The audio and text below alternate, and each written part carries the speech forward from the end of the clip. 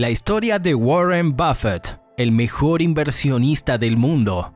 Warren Buffett nació el 30 de agosto de 1930 en Nebraska, siendo el único varón de una familia de 3 hermanos. Su padre, Howard Buffett, era corredor de bolsa y miembro del Congreso de los Estados Unidos. Warren, de joven, repartió periódicos para ganar algo de dinero y probablemente esto despertó su interés por los medios de comunicación, donde hizo posteriormente varias inversiones acertadas, incluyendo el Washington Post. Cuando tenía 5 años, vendía chicles en su vecindario. Después de ello, comenzó a vender limonada en la calle. Buscó la que tenía más tráfico peatonal. Durante los veranos, él y su amigo Russell trabajaban cargando palos de golf, cobrando $3 al día. A los 10 años, comenzó a seguir los precios de las cotizaciones por su cuenta en su casa. A los 11 hizo su primera inversión en bolsa y compró 3 acciones preferentes de Cities Service Company para él y 3 para su hermana, a un precio de $38 por acción.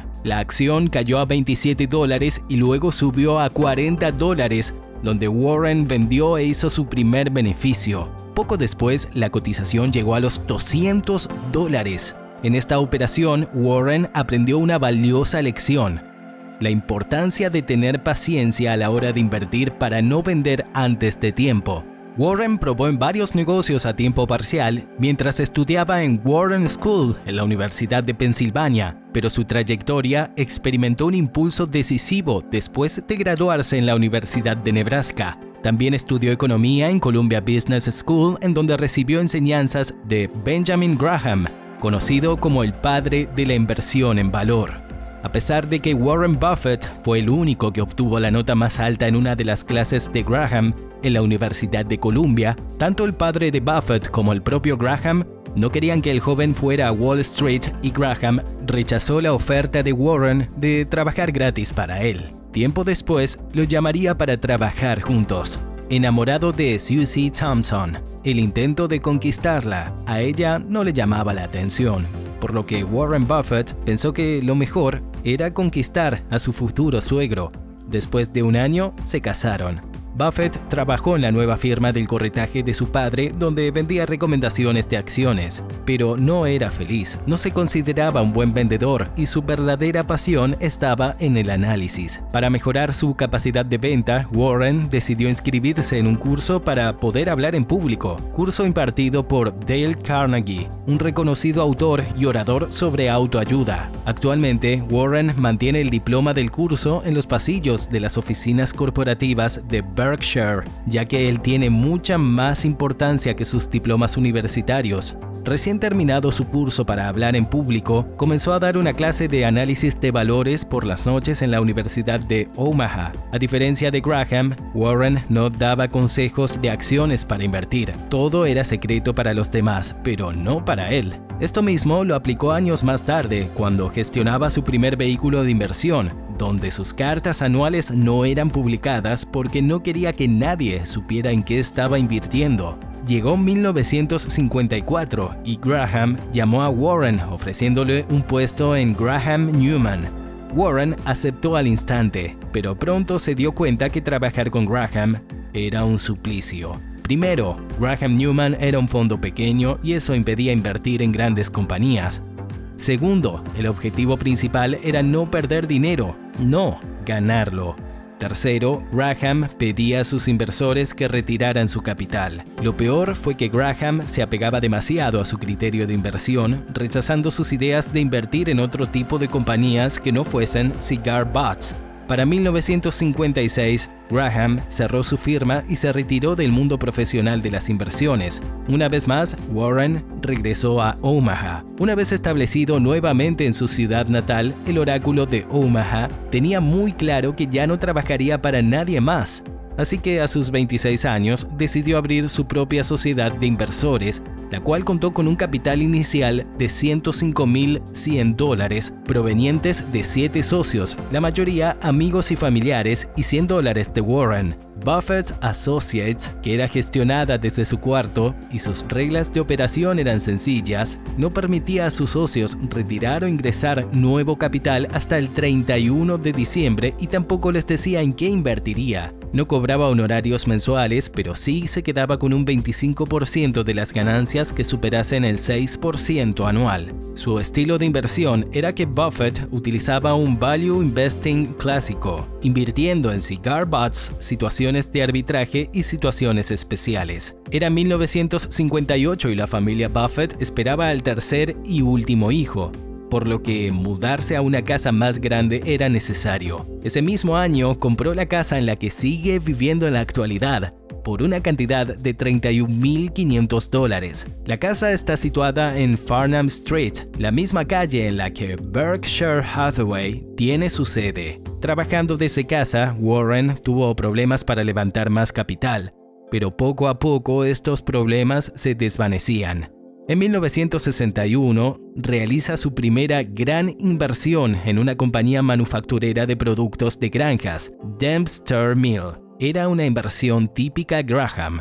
Adquiriendo un control importante sobre la empresa, Warren pidió por cambios importantes para que regresara a ser rentable. Como la inversión de Dempster Mill no rendía frutos, Warren pidió consejo a Munger, a quien había conocido en 1959. Munger le presentó a un amigo que al final fue contratado por hacer el trabajo que Warren no pudo: recortar gastos, cerrar plantas y liquidar el inventario. Todo el efectivo iba a manos de Warren para invertir en otros activos, pero esto no resultó tan bien, ya que se tuvieron que despedir a poco más de 100 empleados, cosa que a Warren no le gustó mucho, ya que fue fuertemente criticado y conocido como un liquidador. Se prometió a sí mismo que nunca más haría algo así. En 1963 vendió Dempster Mill, generando $2,300,000 para su sociedad. Pero Warren era un hombre obsesionado con números y las inversiones, y esto le trajo dificultades en su familia. Era sumamente dependiente de Susie, su esposa. Ella cuidaba a los niños, pagaba las cuentas y se encargaba prácticamente de todo en la familia. Warren tomó la figura materna que le hizo falta en su esposa. Tampoco era un padre muy expresivo. En ocasiones, los sábados, llevaba a sus 3 hijos a su oficina, donde jugaba con ellos y los ayudaba con su tarea. Pero no era un padre que dejara ver sus emociones. Y aunque era un poco más cariñoso con su hija Susie, sus 2 hijos varones se sentían rechazados por él. Es la misma cualidad, la falta de demostrar sus emociones, que lo hace un excelente inversor, comentó su hijo mayor, Howard, en la biografía Buffett, Random House, 2008. Para 1962, Buffett Associates ya gestionaba $7,200,000, siendo $1 millón de Warren. De 7 socios originales pasó a tener 90 de todas partes del país. En ese mismo año se mudó a Kiewit Plaza y comenzó a invertir en Berkshire Hathaway, su actual vehículo de inversión y el conglomerado más grande de la actualidad. En 1966 cierra su sociedad a nuevos inversores debido a que no encontraba inversiones nuevas y en parte porque la ley no le permitía tener más de 99 socios. Para 1967 ya tenía control mayoritario sobre Berkshire, pero en vez de reinvertir en la empresa textil, era un negocio sumamente mediocre, Warren utilizó el efectivo para invertir en compañías financieras, bancos y aseguradoras. En la actualidad, Warren afirma que Berkshire Hathaway ha sido su peor inversión. En 1970 cierra definitivamente su sociedad y se vuelve presidente de Berkshire Hathaway. Fue la primera vez que escribió la carta a los accionistas. Una vez más, sin un trabajo a tiempo completo, Warren decidió involucrarse un poco en la política, apoyando a diversos candidatos demócratas. Susie, su esposa, que era una activista de los derechos civiles, convenció a Warren de iniciar una fundación donde otorgaban 50 becas anuales a estudiantes afroamericanos. Incluso invirtió una módica cantidad en bancos comunitarios para afroamericanos, pero no fue una inversión que le haya rendido frutos y la abandonó inmediatamente. Warren Buffett se asocia con Charlie Munger. Warren pasaba todo el día leyendo informes anuales, publicaciones sobre negocios y hablando por teléfono. Era el trabajo perfecto para él, pero también era algo muy solitario, pues la mayoría de las veces almorzaba solo y sin salir de su oficina. Una de las personas con las que hablaba tanto por teléfono era un amigo y asesor, Charlie Munger. En aquel entonces, Munger era un abogado, pero le fascinaban los negocios y las inversiones, y esta pasión fue amor a primera vista entre él y Warren. Ese mismo año, Munger ya gestionaba su propia sociedad de inversiones. Warren Buffett estaba cambiando la perspectiva de invertir. Se estaba fijando en otros aspectos importantes como la calidad del negocio y su marca. Esto gracias a la influencia de Munger y de Philip Fisher, quien era un gestor poco reconocido. Esta perspectiva lo llevó a invertir en American Express, que en aquel entonces estaba pasando por un problema debido al escándalo del aceite de ensalada. Sin embargo, Buffett se dio cuenta que esto no afectaba el renombre a nivel mundial de la compañía financiera. A principios de la década de los 70, Warren y Munger comenzaron a adquirir dos compañías californianas con excelente calidad y marca, Blue Chip Stamps y See's Candy Shop. En 1973 invirtieron en otra empresa californiana, Wesco Financial. Para 1974, la Securities Exchange Commission comenzó un caso en contra de Buffett y Munger, especialmente en el caso de la inversión que realizaron en Wesco Financial a través de Blue Chip Stamps. Para 1976, el caso fue cerrado, concluyendo que no se realizó actividad ilegal alguna en la adquisición del banco californiano. Su meta, llegar a ser el mejor inversor de la historia. Durante 1971 a 1972, Graham preguntó a Warren si estaba dispuesto a ser coautor en una nueva edición de El Inversor Inteligente. Buffett declinó debido a que Graham no le permitió escribir un capítulo sobre cómo encontrar empresas maravillosas, así que solo colaboró con el prefacio. En 1973, Warren comenzó a invertir en The Washington Post, el periódico que repartía en su niñez. Ahí fue cuando comenzó una relación profesional con su presidenta, Katharine Graham, a la cual le enseñaba todo lo que él sabía sobre finanzas. En 1974 se volvió el director de la compañía de medios. Debido a la crisis energética, inflacionaria y de altas tasas de interés que vivía el país en la década, Warren también comenzó a invertir en otras compañías de periódicos y en sus agencias publicitarias, debido a que sus costos eran minúsculos a diferencia de aquellas compañías que necesitaban grandes cantidades de capital para operar. En 1977, la esposa de Warren, viendo que su vida se desperdiciaba, decidió dejarlo y mudarse para San Francisco. Era de esperar, pues el matrimonio ya no pasaba mucho tiempo junto. Aunque no se divorciaron, la pareja seguía viajando y pasando las vacaciones junto con el resto de la familia. Esto fue un golpe muy duro para Warren. Incluso pensó en mudarse a California para estar cerca de su familia, pero estaba tan acostumbrado a su rutina diaria y a su vida que jamás lo hizo. Al poco tiempo, Warren comenzó a salir con otra mujer, Astrid, recomendada por Susie, de la que era amiga íntima. Astrid es su actual esposa y siguen juntos a día de hoy. La década de los 80 fue clave para la fortuna personal y el éxito de Berkshire Hathaway. Buffett y Munger invirtieron en todo tipo de negocios, mineras, aseguradoras, retailers, medios de comunicación, tabaco, etc. En 1983, Warren compró Nebraska Furniture Mart a su dueña, la señora B, una mujer que le recordaba a su abuelo por trabajadora y ética.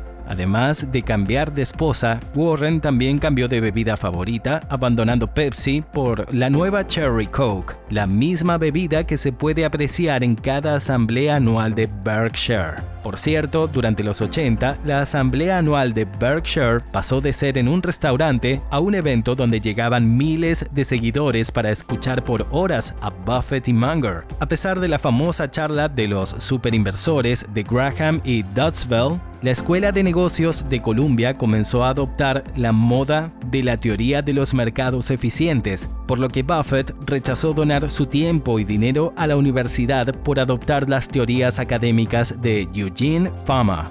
Sin embargo, viendo que no se podía luchar contra el oráculo de Omaha, la universidad decidió dedicarse exclusivamente a las enseñanzas de Graham y Dodd en las clases impartidas por Bruce Greenwald. Durante el lunes negro de 1987, Buffett perdió $342 millones de su fortuna personal, aunque no tardaría en recuperarlos y salir reforzado de este nuevo bache. Para el año siguiente, viendo que Coca-Cola atravesaba por muchos problemas, entre ellos el gran fracaso de la New Coke, adquirió el 7% de la empresa. Durante estos años se convirtió en una persona muy popular, ampliando su círculo de amigos a políticos, estrellas de cine, empresarios, periodistas, etc. Durante esta época, Warren Buffett ya era conocido en todo el país como el Oráculo de Omaha. A comienzos de los 90 sucedió otra controversia para Warren, al poseer el 12% de interés en Salomon Brothers, un banco mercante. Buffett, como presidente interino, tuvo que ponerse enfrente del Tesoro de los Estados Unidos. La razón se debió a que un trader del banco quebró las reglas emitidas por el Tesoro. Con el boom de las empresas tecnológicas basadas en la nueva economía, el oráculo de Omaha fue acusado de perder su toque por no invertir en estas compañías. En el 2002 fue nombrado el mejor money manager del siglo XX, dejando a Peter Lynch y John Templeton atrás. Al reventar la burbuja.com en 2001, Warren fue recibido como todo un dios. Buffett había logrado su objetivo, convertirse en el hombre más rico del mundo y el mejor inversor de la historia. En 2004 fallece de cáncer su ex esposa, Susie Buffett. Ese mismo año, Bill Gates, quien lleva años siendo amigo de Warren, es elegido para formar parte de la junta directiva de Berkshire. En 2006, Warren anuncia que donará el 99% de su fortuna a varias fundaciones familiares y a la fundación de Bill y Melinda Gates, siendo el acto caritativo más grande de la historia en los Estados Unidos. En 2007 anuncia a sus accionistas que estará buscando un joven sucesor que siga llevando el buen camino del conglomerado. En 2010, junto con Bill Gates, fundan la compañía The Giving Pledge, la cual tiene como objetivo reclutar más multimillonarios para donar sus fortunas. En 2012, los seguidores de Buffett de Omaha temblaron de miedo. Buffett había sido diagnosticado con cáncer. Ese mismo año logró curarse de esta temible enfermedad. En la actualidad se puede apreciar a Warren apareciendo en más medios y apoyando causas filantrópicas. Además de pasar su tiempo libre jugando al bridge, también escribe cartas a sus amistades. Recientemente ha aparecido en un documental que sigue su vida personal más que su vida como inversor. Esperemos tener más años del oráculo de Omaha, enseñándonos a ser más precavidos y disfrutar cada momento que podamos de la vida. Si te ha gustado el vídeo, suscríbete al canal y activa la campanita de las notificaciones para que YouTube te avise cada vez que suba un nuevo contenido. Y recuerda dejarme un like, que me incentiva a traerte más contenido interesante como este. Nos vemos en el próximo vídeo. Hasta Se convirtió John D. Rockefeller en la persona más rica de la historia, recordando como uno de los hombres más ricos y poderosos de Estados Unidos. John D. Rockefeller, el magnate del petróleo, se convirtió en un hombre admirado por sus obras filantrópicas, pero también criticado por los métodos que utilizó para enriquecerse. La familia Rockefeller debe su fortuna a este emprendedor. Sus descendientes no tuvieron la visión ni la capacidad para seguir avanzando en los negocios, con excepción de John D. Rockefeller, nieto, fallecido hace pocos años. El resto de la familia vive en la riqueza gracias a los fideicomisos. John Davison Rockefeller era un niño que ya apuntaba a una mentalidad millonaria. Cuando un compañero de colegio le preguntó qué quería ser de mayor, ni corto ni perezoso, el muchacho respondió sin dudarlo ni un momento: quiero tener $100,000 y voy a tenerlos. Ese joven, seguro de sí mismo y ambicioso, en el futuro se convertiría en el hombre más rico de su época y levantaría un imperio con base en el petróleo. El fundador de la Standard Oil Company fue además un hombre devoto tanto de los negocios como de su fe cristiana y destinaría parte de los beneficios de su imperio a causas sociales. Antes de continuar contándote cómo hizo sus millones J.D. Rockefeller, te pido que te suscribas al canal y actives la campanita de las notificaciones. Déjame un me gusta porque eso me incentiva a traerte más historias de emprendedores que supieron cómo llevar adelante sus sueños y llegar al éxito. Ahora continuemos. John nació en Richford, en el estado de Nueva York, el 8 de julio de 1839. Era hijo de William Avery Rockefeller, un vendedor ambulante que, entre otras cosas, afirmaba que podía curar el cáncer con sus pócimas y cobraba a sus clientes hasta $25 por tratamiento. John veía a su padre viajar de pueblo en pueblo durante meses y luego regresar a casa con importantes sumas de dinero en sus bolsillos. Su madre, Eliza Davison Rockefeller, era una mujer muy religiosa que inculcó en su hijo la pasión por el trabajo, el ahorro y la ayuda a los demás. Con tan solo 12 años, John había logrado ahorrar $50 trabajando para sus vecinos y criando pavos para su madre, quien fue la que le insistió a que prestara $50 a 7% de interés a un granjero vecino suyo, pagaderos en un año. Rockefeller confesaría más tarde que cuando por fin el granjero le devolvió el préstamo junto con los intereses, en aquel momento decidí que el dinero trabajase para mí y no yo para el dinero. El 26 de septiembre de 1855, Rockefeller consiguió su primer trabajo como ayudante de contabilidad en la empresa Hewitt & Tuttle. 3 años más tarde, el joven ya ganaba $600 al año, pero eso lo creía insuficiente y pidió un aumento de sueldo que le fue negado. En ese momento empezó a pensar en establecer su propio negocio. Junto a un británico llamado Morris Clark, John creó una empresa comisionista al por mayor de productos agrícolas con los $1,000 que había podido ahorrar en su trabajo, pero para poder establecerse por su cuenta necesitaba otros 1,000. Para ello recurrió a su padre, que se los prestó, pero a un 10% de interés. El padre del ambicioso joven lo reconocía sin dudar. Timo a mis hijos siempre que puedo, quiero que se curtan. Al final de su primer año, la empresa Clark & Rockefeller había obtenido unos beneficios de $4,400. En 1861, durante la Guerra de Secesión, los precios de los cereales se dispararon en todo el país y con ellos las comisiones gracias a la gran oleada de pedidos que realizaba el ejército federal.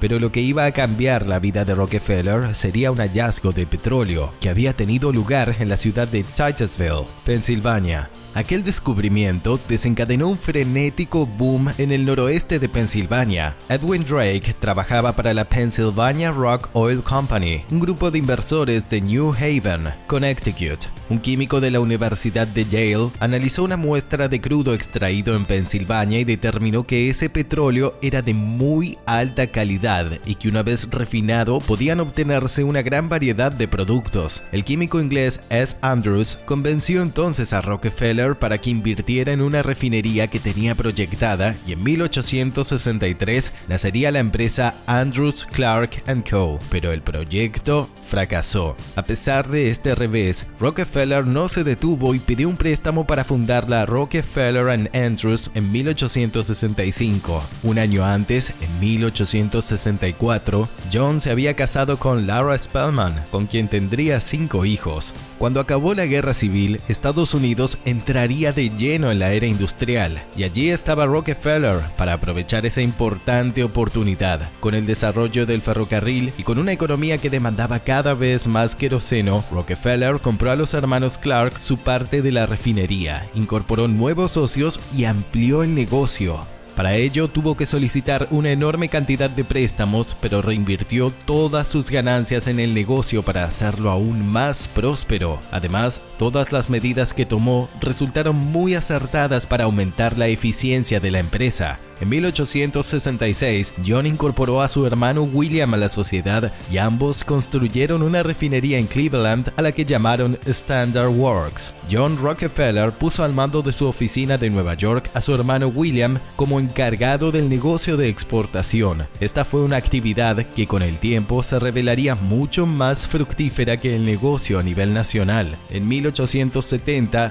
Rockefeller fundó Standard Oil Company con un capital de $1 millón billón de dólares y se nombró a sí mismo presidente. En ese momento, Rockefeller ya tenía una posición predominante en la industria del petróleo y gracias a una serie de acuerdos con diversas compañías ferroviarias obtuvo unos precios excelentes para el transporte de sus productos a cambio de garantizar a estas empresas unos volúmenes que no estaban al alcance del resto de sus competidores. Por ese motivo y para evitarse problemas con la competencia, Rockefeller hizo varios intentos de crear una especie de consorcio en el que tuvieran cabida todas las refinerías de la región. Para conseguir su adhesión, ofrecía grandes descuentos en las tarifas ferroviarias, pero las que se negaban a colaborar sufrieron graves dificultades económicas, incluso hasta el punto de llegar a arruinarse. Vamos a comprar todas las refinerías de Cleveland. Les daremos a todos la oportunidad de incorporarse. Los que se nieguen se hundirán. Si no nos vendes tu propiedad, esta se hundirá, llegó a declarar Rockefeller.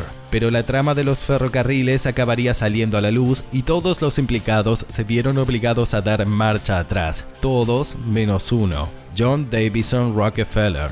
En menos de 4 meses, la empresa del magnate había absorbido a 22 de sus 26 competidores en una operación que ha pasado a la historia como la masacre de Cleveland. Fue en aquel momento cuando el millonario sintió en sí mismo tanto el rechazo de la población como el de la prensa, que le reprocharon esas prácticas empresariales poco éticas. En 1890 el Congreso aprobó la Ley Sherman antimonopolio y la Standard Oil Company fue declarada un monopolio ilegal. El Tribunal Superior de Justicia de Ohio ordenó su disolución, pero a pesar de ello, los días de abundancia para Rockefeller estaban muy lejos de haber llegado a su fin. Rockefeller apeló el fallo y aunque perdió, en 1899 estableció su empresa en Nueva Jersey y la presidiría hasta 1911, año en el que se jubiló. Ese mismo año, el Tribunal Superior de Justicia de Estados Unidos ordenó dividir la compañía en 37 corporaciones distintas, aunque Rockefeller mantuvo el 30% de las acciones de todas ellas. Su fortuna se mantuvo intacta e incluso se incrementaría en los 10 años siguientes. De hecho, estaba tan seguro de la capacidad de su empresa que en una anécdota cuenta que un día, mientras jugaba al golf,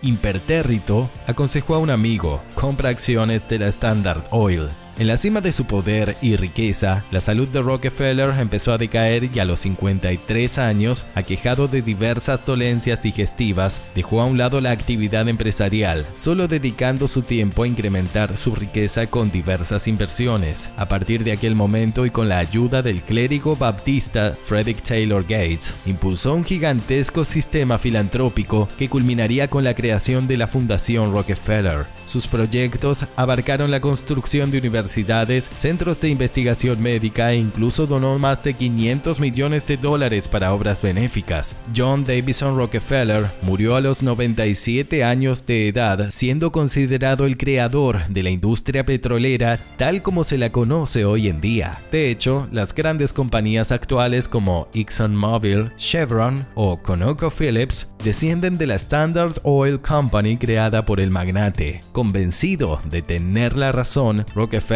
nunca hizo autocrítica. Creo que es mi deber hacer dinero y aún más dinero y usar el dinero que gano por el bien de mi prójimo, de acuerdo a los dictados de mi conciencia. Desde gestoras de capital de riesgo hasta centros de investigación contra el cáncer, el apellido Rockefeller da nombre a institutos, escuelas, fundaciones, parques y jardines. Pero si hay un activo emblemático, es el Centro Rockefeller, en torno al que se ha edificado la principal zona de negocios y oficinas de Nueva York. Ocupa 3 manzanas enteras entre la Quinta y la Sexta Avenida y cuenta con 19 edificios de uso comercial, entre los que se encuentran varios rascacielos. Promovido hace más de un siglo por los Rockefeller, invirtieron en su desarrollo compañías como General Electric, NBC, HSBC, General Motors, JP Morgan Chase y evidentemente las petroleras propiedad de la familia como ExxonMobil y Chevron. Al igual que ha ocurrido con el resto de los históricos de la dinastía, los Rockefeller ya no son dueños del complejo. El actual propietario es el magnate Jerry Spear, que lo adquirió en el año 2000 por $1.850 millones. Lo admirable de J.D. Rockefeller fue su habilidad para descubrir las formas en las que diversificar sus inversiones para evitar la ley antimonopolio y su gran actividad filantrópica expandida por todo el país. Desde joven supo que lo que deseaba era llegar a ser millonario y trabajó para ello, logrando el éxito en todas sus empresas. Si te ha gustado el vídeo, te pido que te suscribas al canal y actives la campanita de las notificaciones. Siempre te estoy trayendo historias inspiradoras de emprendedores que no se dieron por vencidos y siguieron en búsqueda del camino que los lleve a sus metas. Déjame un me gusta y comenta qué opinas de este hombre que supo cumplir los objetivos que se propuso. Ahora sí, me despido hasta el próximo vídeo. Hasta JP Morgan. ¿Y qué lo diferenciaba de otros inversores? John Pierpont Morgan nació en Hartford, Connecticut, el 17 de abril de 1837. Su padre, Junius Spencer Morgan, un hombre de negocios con empresas tanto en Estados Unidos como en Europa, educó a su hijo desde muy joven para que aprendiera a gestionar en un futuro los activos de la familia que algún día heredaría el pequeño John. J.P. Morgan estudió en el Colegio Inglés de Boston y en Suiza, mostrando unos magníficos dotes de buen estudiante para más tarde matricularse en la prestigiosa Universidad de Göttingen en Alemania, donde obtuvo un excelente expediente en todas las materias relacionadas con las matemáticas. Cuando tenía 15 años, se dedicó a viajar por Europa y es aquí cuando comenzó a sentir admiración por las obras de arte, convirtiéndose más adelante en su verdadera pasión. Cuando cumplió 20 años, se graduó en la universidad y se marchó a vivir a Nueva York, donde comenzó su carrera en el apasionante mundo de las finanzas, trabajando en una entidad financiera, Duncan, Sherman & Co., que era la representación americana de George Peabody & Co., de la que su padre era propietario, trabajo que le proporcionó una buena base para más tarde ocuparse como agente y mediante su propia empresa, J.P. Morgan & Co., de las entidades de su padre. J.P. Morgan, el primer banquero de la era moderna, considerado el disciplinador del mercado, como se le ha llamado, se aseguró de que ninguna empresa llegara a ser demasiado grande como para fracasar afectando el mundo financiero en el que se movían. En 1885, Morgan usó su poder de intermediación con una fuerza característica para evitar una guerra de precios entre los dos ferrocarriles más grandes de la costa este de los Estados Unidos. Carnegie financiaba el ferrocarril central de Nueva York para construir una nueva línea que rompiera el monopolio que tenía el ferrocarril de Pensilvania sobre el transporte de su acero. El magnate de origen escocés buscaba reducir sus costos de flete, pero Morgan temía que, si dos grandes ferrocarriles participaban en una guerra de precios destructiva que ninguno de los dos podía afrontar, la economía se desestabilizaría. A espaldas de Carnegie, Morgan organizó una reunión secreta con los presidentes de ambas empresas ferroviarias en su opulento yate, el Corsario. Fue el lugar perfecto para ese encuentro. Nadie podía bajarse antes de haber aceptado los términos de Morgan, a menos que le apeteciera nadar. Y así Morgan obtuvo lo que quería. No a través de mucho diálogo, sino principalmente clavándole la mirada a los dos hombres desde una silla en la esquina, con el ceño fruncido como un director de escuela decepcionado, hasta que los ferroviarios prometieron no competir. Para Morgan, sofocar la competencia no era solo una forma de ganar dinero, sino también una forma de poner orden en la economía. En esta ocasión, por una vez, Carnegie salió perdiendo. Morgan logró llevar un alto grado de orden al sistema financiero y a la economía estadounidense. La batalla de Morgan contra la competencia irracional ruinosa abarcó todo el campo de la economía estadounidense, desde la agricultura, creó International Harvester, y las telecomunicaciones, AT&T, hasta la electricidad, General Electric, y la industria que dominaba Carnegie,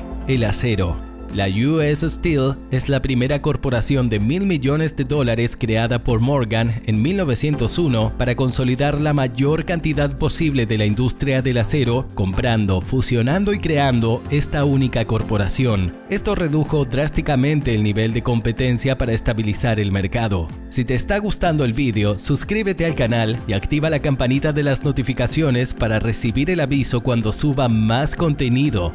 Déjame un me gusta y ahora continuemos con la fascinante vida de JP Morgan. Debido a que era muy respetado y porque la influencia de su banco se extendió tan ampliamente en todo el sector financiero, en 1907, cuando parecía que se avecinaba otro colapso financiero, Morgan pudo reunir a su círculo de banqueros y hacer que rescaten al Trust, sociedades fiduciarias cuyo hundimiento hubiera tirado abajo a la economía. Morgan fue capaz de enderezar la economía, cosa que un solo hombre no hubiera podido hacer más adelante, cuando la economía creció a mayor escala. Morgan fue una pieza clave tanto en la configuración de la nueva economía estadounidense como en la creación del nuevo perfil público de los más ricos y poderosos. Hoy consideramos la ostentación de riqueza como algo natural, pero a finales del siglo XIX y principios del siglo XX era algo novedoso en Estados Unidos. Después del pánico financiero de 1893, las reservas de oro se redujeron drásticamente, lo que hizo tambalear la estabilidad del tesoro de los Estados Unidos. Para afrontar dicha situación, Morgan se reunió con otros banqueros y acordaron comprar $200 millones de bonos del tesoro, pagándolos en oro. Esta operación preservó, como es lógico, el crédito de los Estados Unidos, pero John y sus colegas fueron denunciados públicamente en el Congreso por la cantidad que se habían embolsado en conceptos de comisiones. En marzo de 1907 se repite la situación y una vez más se origina un crash en el mercado de acciones. Las casas de corretaje cierran y los tipos de interés se disparan, circunstancias que obligaron al gobierno de aquel entonces a pedir ayuda a Morgan para paliar la crisis bursátil que se estaba viviendo. Como en otros momentos, John se reunió con Rockefeller, Harrigan, Frick, Schiff y Rogers, decidiendo inyectar la liquidez suficiente al sistema financiero para evitar su colapso. El público en general siempre ha cuestionado las grandes cantidades de dinero que se embolsaba Morgan gracias a todas estas ayudas al gobierno, pero el presidente Cleveland siempre enfatizó el servicio y bien público que representaban aquellas aportaciones, restando importancia a los ingresos extras que las ayudas le proporcionaban a JP Morgan.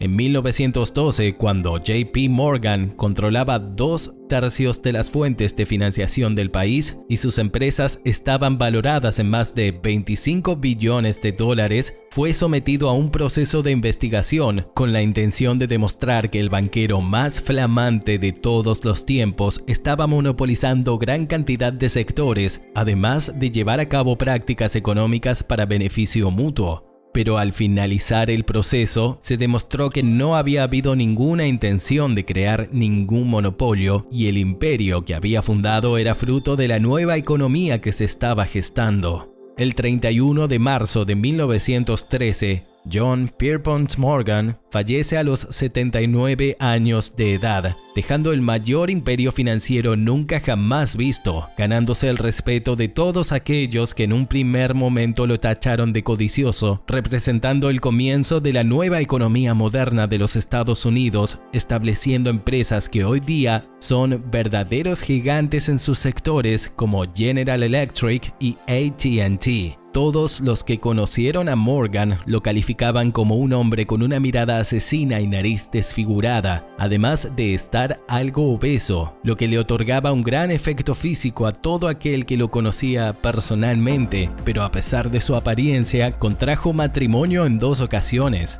A diferencia de otros hombres de negocios de la época como Andrew Carnegie, Morgan se crió en una familia de banqueros, siendo su abuelo Joseph Morgan el primer emprendedor de la familia, fundando diversas empresas de líneas de bancos de vapor. Morgan tenía otra visión sobre el capitalismo de la que tenían sus compañeros contemporáneos, quienes se esforzaban desde su posición de competencia para conseguir cuota de mercado, algo que odiaba, haciendo lo posible para absorber absorberlas y crear monopolios para controlar los precios, desarrollando verdaderos entramados empresariales a su gusto y antojo, algo que lo llevó a presidir varias compañías de comunicaciones y de generación de energía.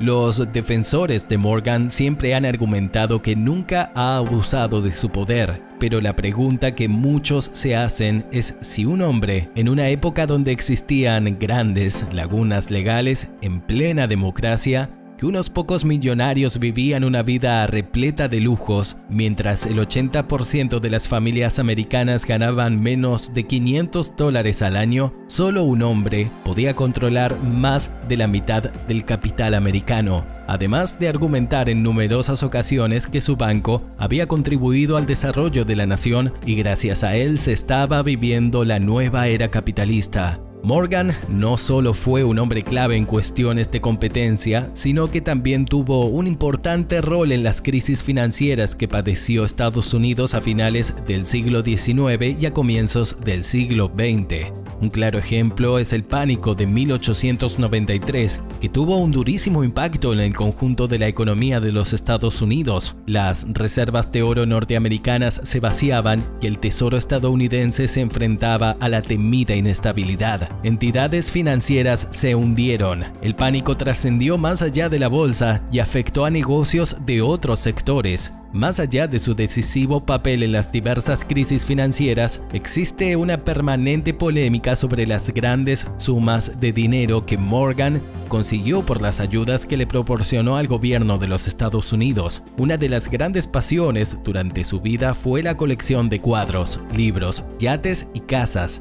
Cuando falleció, la mayor parte de sus obras de arte fueron donadas al Museo Metropolitano de Nueva York. También realizó importantes obras de caridad, donando importantes sumas de dinero a hospitales, iglesias y universidades, ya que siempre había estado muy comprometido con la causa humanitaria. Lo cierto es que aún hoy se admira la capacidad de manejar tan ampliamente las finanzas del país, impidiendo que cayera en sendas crisis financieras. No olvides suscribirte al canal y activa la campanita de las notificaciones para que YouTube te avise cada vez que suba un nuevo vídeo. Y déjame un like, que es gratis y a mí me ayuda a seguir trayéndote contenido importante para que entres al mundo de las finanzas. Nos vemos en el próximo vídeo. Hasta pronto. ¿Cómo sucedió el crack del 29 y la Gran Depresión? El crack del 29, la crisis de 1929 o la Gran Depresión fue una crisis financiera global que afectó a gran parte de las economías del planeta,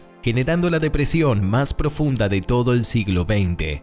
La Gran Depresión fue una crisis de carácter financiero, aunque sus efectos pasaron a convertirla en una profunda crisis social, especialmente abusiva con los sectores más desfavorecidos de la sociedad, los cuales veían cómo su estado de bienestar se desmoronaba completamente. La Gran Depresión fue un proceso que requirió de muchos años previos y la presencia de un escenario en el que todos los factores provocarían una de las crisis más importantes de la historia moderna. Encontramos sus orígenes en la Primera Guerra Mundial, donde algunos países como Estados Unidos o Japón aprovecharon su posición para asentarse como principales potencias mundiales, colocándose en los mercados financieros y desbancando a países como Reino Unido. Durante los años de la guerra, e incluso después de haber finalizado, Europa multiplicó por 6 la deuda que tenía, haciendo que muchos de los países que esperaban una rápida recuperación se vieran arrastrados por una profunda crisis que atravesaban las naciones derrotadas. Alemania fue un claro ejemplo, donde los intereses y sanciones que recibió como castigo por los daños bélicos la condujeron a una de las mayores crisis que ha atravesado en su historia. Este fue uno de los motivos por los que durante la década de los años 20 surgieran corrientes como el nacionalsocialismo y la necesidad de recuperar el poder perdido.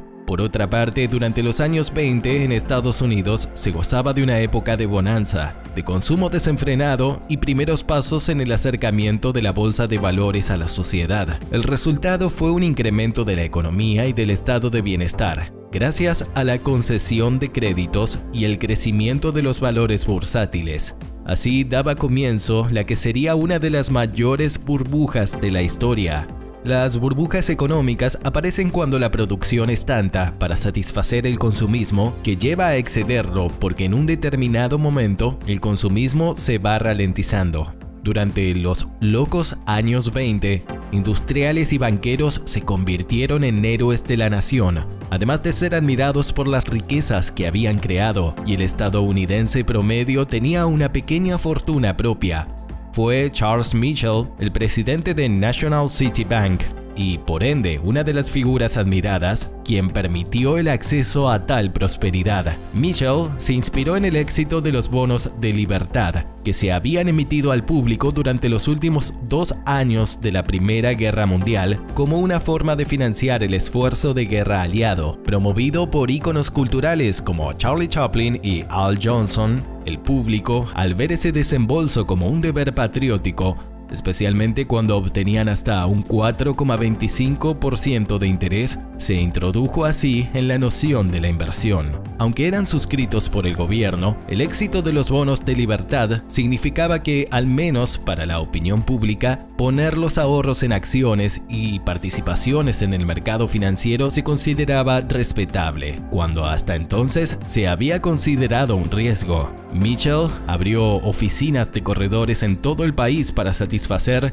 y alentar aún más esta incursión en el mercado de valores. A mediados de la década de 1920, 3 millones de estadounidenses eran dueños de acciones, seducidos por la atracción magnética de enriquecerse de una manera tan sencilla. El mercado estaba en ascenso. Por ejemplo, si un inversionista compraba acciones en la cadena de tiendas Montgomery Ward o en la empresa de servicios públicos General Electric, en marzo de 1928, vería que su dinero se duplicaba en solo 18 meses. La fiebre del oro fue irresistible, incluso para hombres de negocios conservadores y previamente firmes. El mercado estaba encantado, dice Blumenthal, parte de un momento próspero y emocionante que parecía continuar por siempre. Políticos, profesores y empresarios proclamaron que esta era una nueva era, donde los viejos altibajos ya no aplicaban.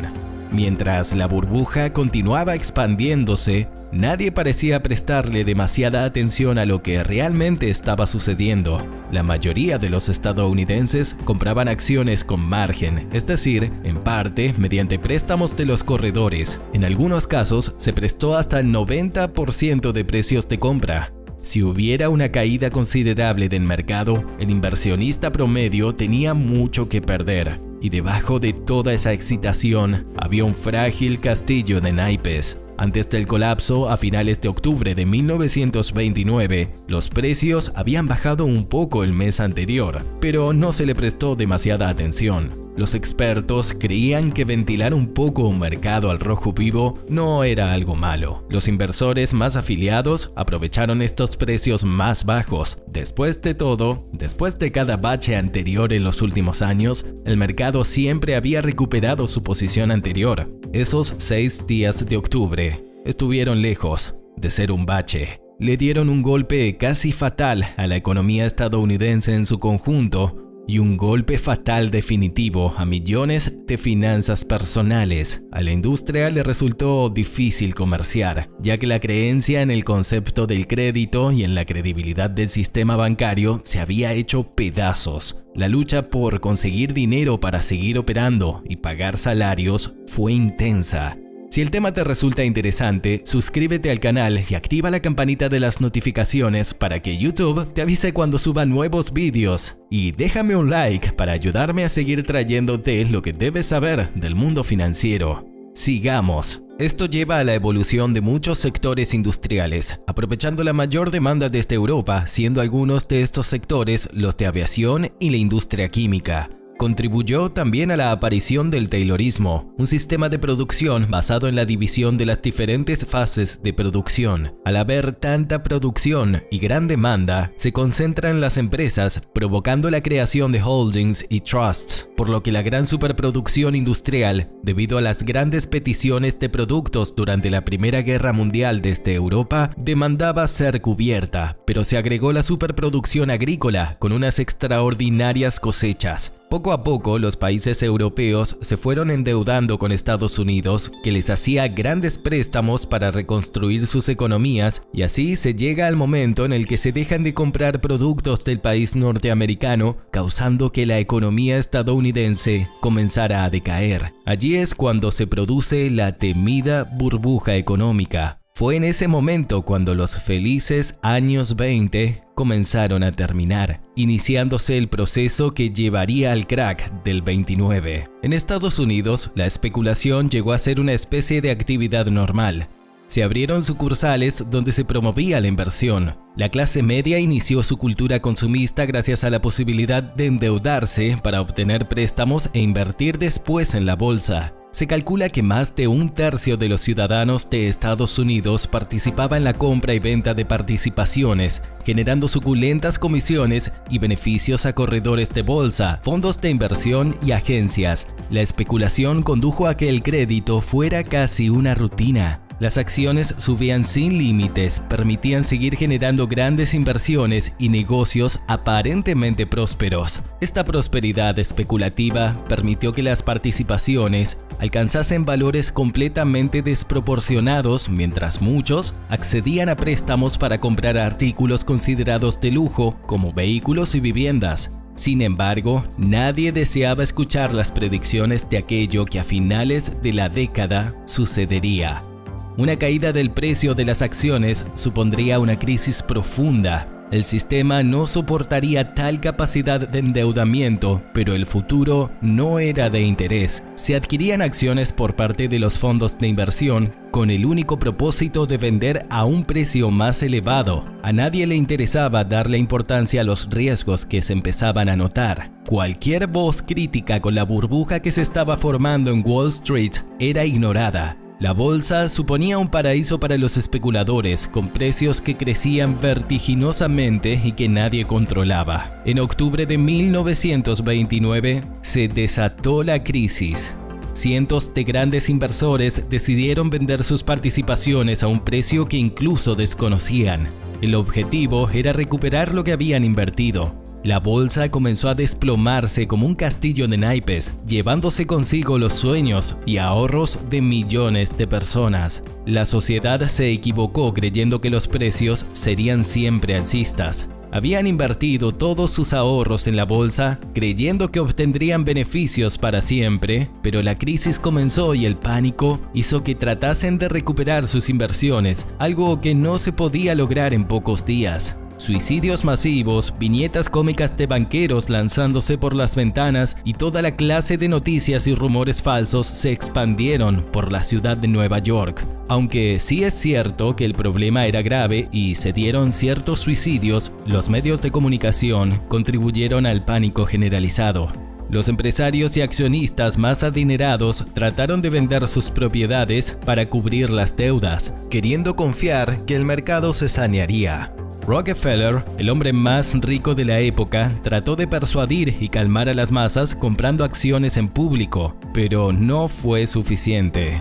El resultado de este desplome, además de generar una profunda desesperación en la sociedad, inició un proceso de crisis en el país que afectó a otros países. La credibilidad del mercado de valores estaba por el suelo, ya que no concedían créditos y había una gran deuda que pagar. La quiebra de 1929 fue el principio de la crisis que se acercaba. Los norteamericanos contemplaron cómo los bancos comenzaban a quebrar, dirigiéndose hacia el desastre total y absoluto ante la falta de fondos para salvar la situación. Al hundirse la economía, la sociedad dejó de acceder a los créditos, impidiendo que pudieran mantener sus posesiones. No había dinero, no se podía pagar la deuda y la insolvencia pasó a ser un término habitual. Para las empresas sucedió lo mismo, ya que las inversiones habían caído en picada, al igual que el consumo, haciendo que la industria tuviera que comenzar a despedir empleados e incluso cerrar.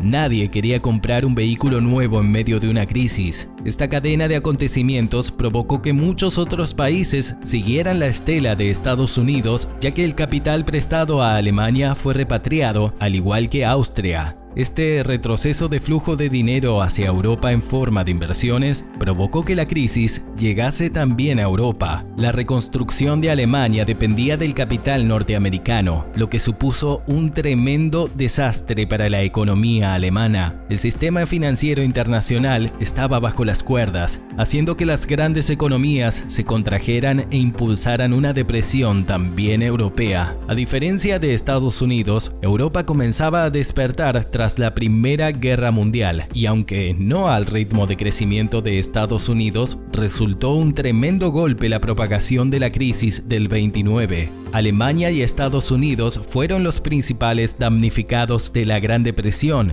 ya que el resto de países europeos trataron de asimilar la crisis de una forma más ligera. El impacto fue menor, aunque también se sufrieron sus consecuencias. Sin embargo, el desempleo y la bancarrota causada por el desplome de la bolsa fueron clave en el desastre financiero que sufrieron ambos países. 2 de cada 5 trabajadores estaban sin un ingreso fijo, luchando por sobrevivir y lograr traer a casa un simple trozo de pan. No había seguros de desempleos ni programas de asistencia social, lo que provocó que las organizaciones benéficas privadas quedasen completamente desbordadas. La Gran Depresión modificó completamente el sistema financiero global, generando verdaderas situaciones dramáticas entre muchas familias de trabajadores y los propios sectores que conforman el tejido industrial de los países. La Gran Depresión se extendió durante los años 30, antes de la Segunda Guerra Mundial. La crisis comenzó con el crack del 29 en los Estados Unidos y se fue expandiendo a una gran cantidad de países debido a los acuerdos comerciales que estos tenían con el país norteamericano. Durante estos años, el consumo de los estadounidenses se redujo, las empresas tuvieron que cerrar, aumentó el paro hasta cifras impensables y muchas cosechas no se recogieron ya que existía sobreproducción. Y todo esto también sucedió en Europa, debido a la dependencia que tenían de Estados Unidos. El crack del 29 había causado una de las mayores crisis de la historia, la cual tardaría años en pasar e influiría en el seguimiento del movimiento fascista que daría inicio a la Segunda Guerra Mundial. Antes de terminar, te pido que te suscribas al canal y actives la campanita de las notificaciones para recibir la alerta cuando suba más contenido. Regálame un like y te espero en el próximo vídeo. La importancia del ferrocarril en Estados Unidos en el siglo XIX. En Estados Unidos, el desarrollo del ferrocarril fue impulsado por el deseo de llegar al interior del país desde las ciudades de la costa este fundadas por los primeros colonos británicos. Tras la inauguración en 1830 en Charleston, Carolina del Sur, del primer ferrocarril de vapor para pasajeros, la construcción de vías férreas pronto avanzó hacia el oeste desde todos los rincones de la costa este. Al cabo de pocos años, los ferrocarriles habían convencido a los comerciantes de su superioridad sobre los canales, no solo por la velocidad y por ser más directos, sino porque funcionaban con cualquier clima, mientras que las vías de agua podían congelarse en invierno y descender a niveles no aptos para la navegación durante el verano. En 1850, el continente ya tenía 14.500 kilómetros de vías férreas. En la década siguiente, un número cada vez mayor de empresas privadas construyó más vías férreas que en el resto del mundo, con lo que el total de Estados Unidos pasó a más de 48.300 kilómetros. Chicago, en el medio oeste, convertido de pequeña población a gran ciudad, fue la plataforma de una rápida expansión hacia el sur y el oeste. Hace un siglo, los Estados Unidos eran un líder mundial en el despliegue y uso ferroviario. Aunque en la actualidad el ferrocarril de carga sigue siendo una empresa productiva en los Estados Unidos, el ferrocarril de pasajeros americano no ha seguido el ritmo de Europa y Asia.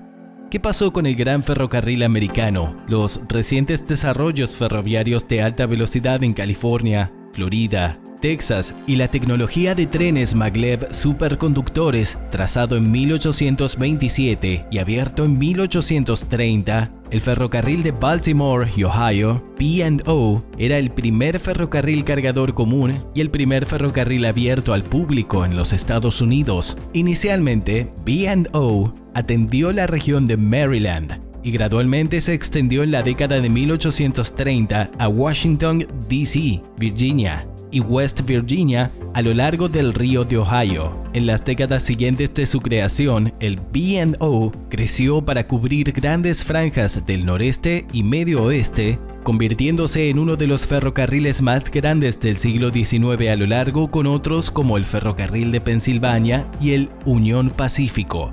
En medio del siglo XIX, muchas otras compañías pronto siguieron el B&O y pusieron más millas de carril y extendieron la capacidad para el transporte de mercancías y gente. Aunque los ferrocarriles americanos del pasado muchas veces recibieron becas de dinero y de tierra del gobierno, la industria ferrocarril de los Estados Unidos se desarrolló y creció casi totalmente del sector privado.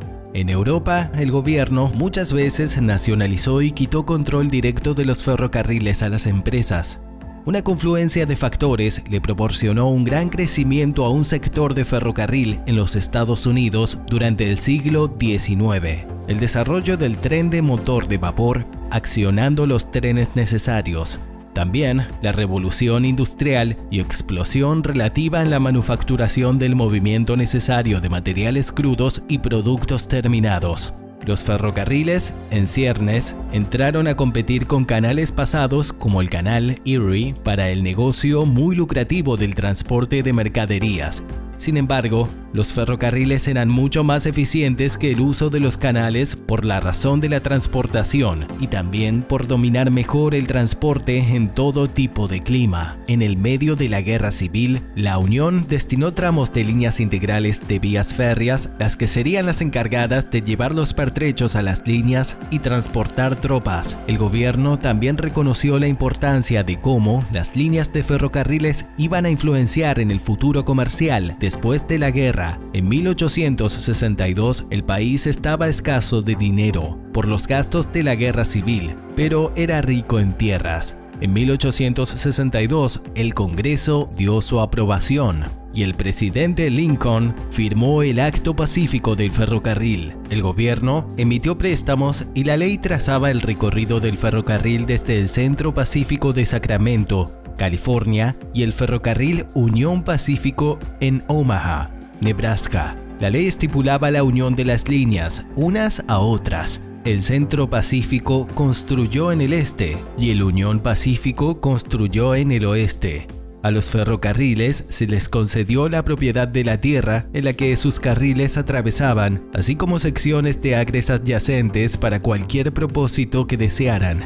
La especulación de la tierra podría ser lucrativa. Allí, ambas corporaciones tenían un fuerte incentivo financiero para poner tantas líneas de carriles como les fuera humanamente posible, porque la mayoría de los hombres poderosos ubicados al oeste de Missouri y los ríos de Mississippi estaban alejados de la guerra civil hasta 1865, pero la mayoría de las vías férreas no estarían en funcionamiento hasta después de la guerra. Numerados en miles, se incorporó gran cantidad de mano de obra. La mayoría eran trabajadores del Union Pacífico, eran inmigrantes recién llegados de Irlanda. Para el Pacífico Central, durante la Edad de Oro de los finales de la década de 1840, el racismo era desenfrenado. Trabajadores blancos eran pagados más que los trabajadores chinos y los trabajadores blancos eran los preferidos a coger posiciones de administración sobre los trabajadores chinos. Las condiciones de trabajo eran terribles. Aparte de largas horas y trabajo duro, muchos trabajadores fallecieron como resultado de las explosiones que se hicieron en las montañas, como las del Prado de California, Sierra Nevada, con la idea de producir los túneles que atravesaban.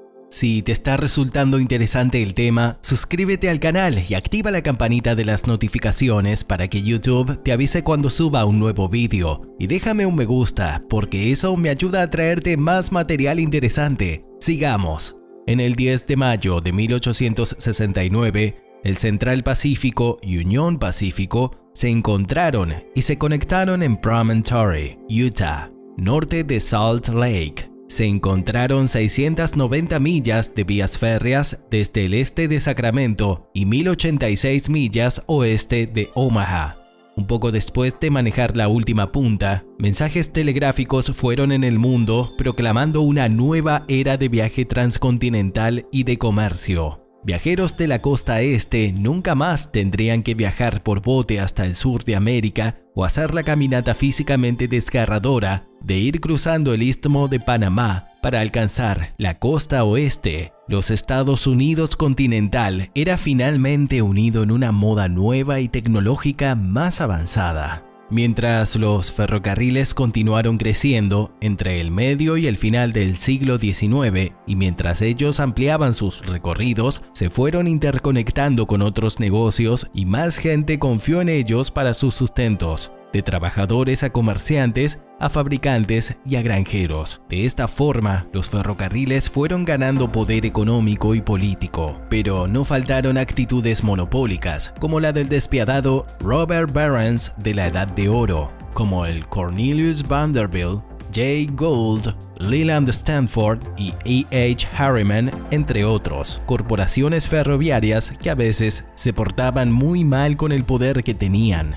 En 1877, después de P&O vio reducidas sus ganancias por tercera vez, ello llevó a sus trabajadores en Virginia Oeste a llevar adelante un paro. El gobernador mandó a las unidades de milicia del estado para romper el strike, pero las tropas se rehusaron a balear a los trabajadores. Posteriormente, el gobernador llamó a las tropas federales. Mientras tanto, para protestar por los salarios y condiciones deplorables de trabajo, los paros empezaron en otras líneas de ferrocarriles. También empezaron paros en otros estados, como Maryland, Nueva York, Illinois, Missouri y Pensilvania. Esto condujo a que todas las formas de la industria sufrieran las consecuencias de los paros. Estallaron disturbios en centros urbanos y los trabajadores quemaron depósitos de trenes en todo el país. Finalmente, el presidente Rutherford Hayes envió tropas federales junto a varias milicias del estado y suprimió a los huelguistas y sus simpatizantes. Muchos oficiales del gobierno estaban asustados porque parecía que una revolución estaba en el horizonte. El gran paro de ferrocarriles de 1877 terminó después de 45 días. Más de 100 personas perdieron la vida en estos acontecimientos. La regulación de los ferrocarriles se hacía cada vez más perentoria e importante, ya que la situación estaba cargada de mucha tensión. Porque muchos ferrocarriles funcionaron como monopolios efectivos, ellos podían precio gauge al público y a los negocios que necesitaban utilizar sus servicios. Por eso, el Congreso de los Estados Unidos creó la Comisión del Comercio Interestatal como parte del Acto del Comercio Interestatal de 1877. El ICC regularía los ferrocarriles y ordenaba el precio de tarifas justas, lo que permitió eliminar la discriminación de las tarifas. Sus fuerzas eran transferidas a la Junta de Transporte de Superficie de 1996. El mayor impacto del ferrocarril de los Estados Unidos fue el gran beneficio para las industrias que reducían los costos con un traslado de mercaderías más rápido y a menor costo. También los habitantes se beneficiaron al poderse mover de forma más rápida, se hicieron posibles las vacaciones de pocos días y las visitas familiares en otros estados. Se mejoró la comunicación porque la prensa llegaba con mayor rapidez llevando las noticias y los trabajadores tenían una perspectiva más amplia para viajar a buscar nuevos horizontes. Como consecuencia, las ciudades se desarrollaron rápidamente, aunque también hubo consecuencias malas como las pérdidas de los que antes controlaban sus canales y sus trabajadores que quedaron sin trabajo. Todo avance va dejando obsoletos sistemas antiguos. Si te ha gustado el vídeo, suscríbete al canal y activa la campanita de las notificaciones para no perderte ningún vídeo de los que suba. Y regálame un like para incentivarme a traerte contenidos interesantes. Te espero en el próximo vídeo. La famosa bruja de Wall Street. Conoce la historia de Hetty Green, la mujer más tacaña de la historia. Fue la mujer más rica de su tiempo y a la vez la más avara. Llegó a poseer una fortuna que hoy equivaldría a 3.800 millones de dólares, pero vivía en hoteles baratos para evitar el pago de impuestos. Se codeaba con Rockefeller, JP Morgan y los Vanderbilt, pero hacía cola para comprar galletas de segunda marca. Esta es la vida de Hetty Green, a la que llamaban la bruja de Wall Street, y el libro Guinness no dudó en consagrarla como la mujer más tacaña del mundo. André Maurois decía que la codicia es el origen de todos los males. No sé si eso se aplica a todas las personas, pero sí a Henrietta Holland Robinson, una señora nacida en New Bedford, Massachusetts, en 1834. Su familia de cuáqueros había amasado una fortuna en el negocio ballenero, cuando las naves norteamericanas surcaban los 7 mares en busca del aceite de cetáceo, con sagas tan apasionantes como la que Melville trazó en su clásico Moby Dick. Hetty, como le decían sus parientes, probablemente haya escuchado muchas historias como la de la ballena asesina en la empresa de su abuelo, donde se inició desde muy temprana edad en el manejo de las finanzas familiares. Su abuelo, Gideon Holland, la introdujo en el mundo de los negocios. Entre ambos se creó un vínculo muy especial al ser Hetty la única nieta y por pasar mucho tiempo juntos, ya que su madre estaba constantemente enferma y murió a los 50 años. La niña heredó $8,000, cifra que sería la base de su fortuna. Edward Mott Robinson, su padre, al morir en 1865, legó a su hija Hetty $5 millones, equivalente a casi 80 millones en la actualidad. En menos de 2 décadas, la mujer multiplicó su fortuna. En 1884 se calculó que su fortuna sobrepasaba los $26 millones, contando el efectivo y las propiedades. La habilidad de la inversora se resumía en una estrategia simple pero efectiva. Compro cuando las cosas están a la baja y nadie las quiere. Las mantengo hasta que suben de precio y la gente está ansiosa por comprar, declaró al New York Times en noviembre de 1905. Green obvió la segunda parte del método: ahorrar al máximo, en una austeridad casi enfermiza. Hetty ingresó en un internado a los 13 años para hacerse cargo de la contabilidad de los negocios de la familia. Toda su vida escribió con errores de ortografía, pero jamás se equivocaba en las cuentas. Las malas lenguas dicen que su padre le compró un ajuar de ropa elegante para que esta joven casamentera pudiese encontrar un partido de acuerdo a su estatus social. Sin embargo, Hetty prefirió vender sus vestidos y con el dinero hizo su primera gran inversión. Compró bonos del gobierno americano. A pesar de su desinterés en estar a la moda, Hetty se casó con Edward Green, miembro de una acaudalada familia de Vermont. La pareja se estableció en Londres, donde nacieron sus 2 hijos, Edward Jr. y Harriet Sylvia. Cuando regresaron a Vermont, comenzaron los problemas políticos y financieros de su marido, quien debió declarar la quiebra en 1885. Sin embargo, este colapso no comprometió la fortuna de Hetty, quien había tomado la precaución de firmar un convenio prenupcial. La señora Green prefirió pasar a ser la ex señora Green y continuó su exitosa carrera como financista, magnate inmobiliario y prestamista. Luego del nacimiento de sus hijos, Hetty alquiló un apartamento de 5 habitaciones por $23 mensuales, pero al poco tiempo consideró que estaba gastando mucho. Así que las siguientes décadas alquilaba piezas baratas en hoteles, por supuesto, los alojamientos más modestos que podía encontrar en la ciudad. Su propósito era, además de ahorrar aprovechando los precios más baratos, el de ahorrar en impuestos. Al mismo tiempo arrendaba las mansiones de su propiedad para obtener más ganancias. Si la historia de esta mujer hábil para los negocios, pero increíblemente tacaña, te está gustando, suscríbete al canal y toca la campanita de las notificaciones para no perderte ningún contenido de los que suba y no olvides dejarme un me gusta. Y ahora sigamos con la historia de Hetty Green. Jamás tuvo servidumbre. Ella misma hacía las compras para buscar las ofertas más económicas. Como anécdota se cuenta que compraba las galletas rotas porque tenían descuento y devolvía las cajas donde le traían las frutas para que le devolvieran los 5 centavos de su costo. Lavaba poco la ropa para que no se gastara y usaba un viejo vestido negro al cual solo le lavaba la parte inferior, la parte que rozaba el suelo, para ahorrar en lejía. No asistía al médico porque consideraba que eran gastos inútiles. Para ella los médicos eran ladrones en batas blancas. Hetty manejaba fortunas colosales en una época en la que las mujeres no podían votar. Su sexo no fue un obstáculo para comprar y vender barcos, ferrocarriles y hasta pueblos. Había desarrollado un instinto para prever las crisis financieras y un olfato increíble para los negocios inmobiliarios. como diría Warren Buffett, sé temeroso cuando otros son codiciosos y codiciosos cuando otros son temerosos. Aunque no todo fue un instinto comercial en la vida de Hetty, ya que fue acusada y condenada por falsificar la firma de su tía a fin de ser incluida en su herencia. La imagen más recordada de la señora Green es vestida de luto después de la muerte de su ex marido, al que acompañó en sus últimos tiempos, luto que usó hasta el final de sus días, aunque se sospecha que no fue por devoción conyugal, sino para ahorrar en ropas, las que lavaba en contadas oportunidades para evitar su desgaste. El ahorro no solo era en alimentos, alojamiento e indumentarias, sino que también evitaba erogaciones en salud, atendiéndose ella y sus hijos en lugares de asistencia pública.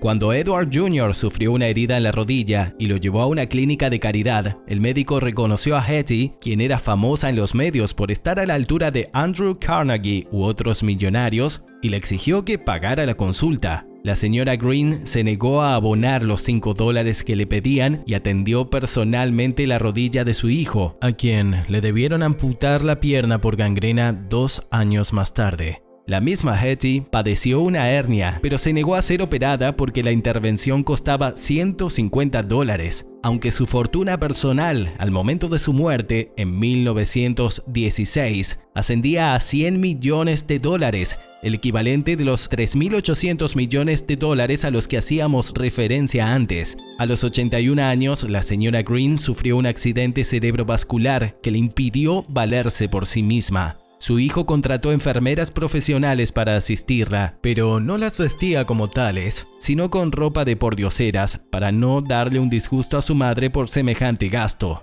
Igualmente, Dios se llevó a Hetty mientras discutía con una criada por un gasto que ella consideraba excesivo. Su hijo, Edward, aquel al que le amputaron una pierna por no atenderse en tiempo y forma, se convirtió en un millonario extravagante que despilfarró el dinero que su madre había obtenido en fiestas, lujos y joyas. Su hermana Sylvia fue más moderada y murió en 1951, dejando un patrimonio de 200 millones que donó a instituciones de caridad. Hetty Green, la bruja de Wall Street, fue la primera millonaria norteamericana en hacer fortuna especulando, a diferencia de Rockefeller y el petróleo, de Vanderbilt y los ferrocarriles, o Ford con los automóviles. El siglo XIX fue el momento cúlmine de la revolución industrial, donde el empresario se esforzaba en producir la mayor cantidad de bienes empleando la menor cantidad de recursos. La finalidad era la eficacia. Sin embargo, la señora Green fue la primera en poner su dinero en bonos o inmuebles, con un conocimiento casi instintivo del mercado. Es recordada como una estratega de las finanzas que estableció un antecedente que sería imitado por innumerables inversores en el futuro. Hetty fue eficiente en una forma muy particular, ahorrando en sus gastos personales a una costa de su calidad de vida y la de sus hijos, quienes, de una forma u otra, malgastaron esas privaciones que le daban un sello tan particular a la fortuna familiar. Curiosamente, fue el mismo Adam Smith, un profesor de ética de la Universidad de Edimburgo, quien advirtió sobre el egoísmo y la avaricia de los ricos como uno de los problemas del capitalismo y que solo la libertad y la educación podían evitar que se convirtiesen en abusos del sistema. Para algunos, Hetty era un genio. Para otros, una brillante analista que desarrolló una práctica exitosa en las finanzas, pero todos coinciden que fue una amarrete convertida en el cadáver más rico del cementerio. Déjame en los comentarios tu opinión sobre la actitud de la señora Green y suscríbete al canal. Activa la campanita de las notificaciones y déjame un like para saber que te ha gustado el vídeo. Nos vemos en el próximo. ¡Hasta pronto!